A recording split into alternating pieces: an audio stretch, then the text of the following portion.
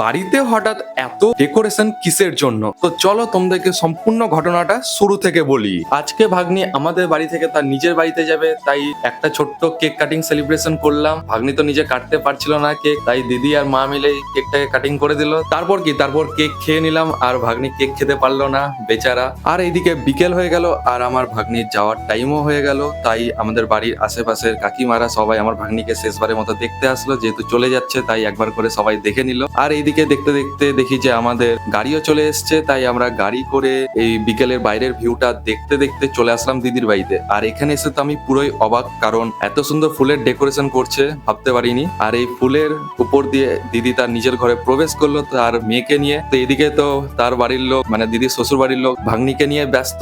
তো ওরা ভাগ্নিকে নিয়ে ব্যস্ত থাকুক, আমি একটু এদিকে মিষ্টি খাই, কারণ আমি মিষ্টি লাভার। তো তোমরা এই ধরনের ভিডিও দেখার জন্য চ্যানেলটিকে সাবস্ক্রাইব করে নাও, আর ভালো লেগে থাকলে অবশ্যই লাইক শেয়ার, আর হ্যাঁ অবশ্যই একটা কমেন্ট করতে ভুলো না, কমেন্ট করতে ভালোই লাগে। তো আর কি, চলো টাটা। আর হ্যাঁ ফলো করে দিও অবশ্যই।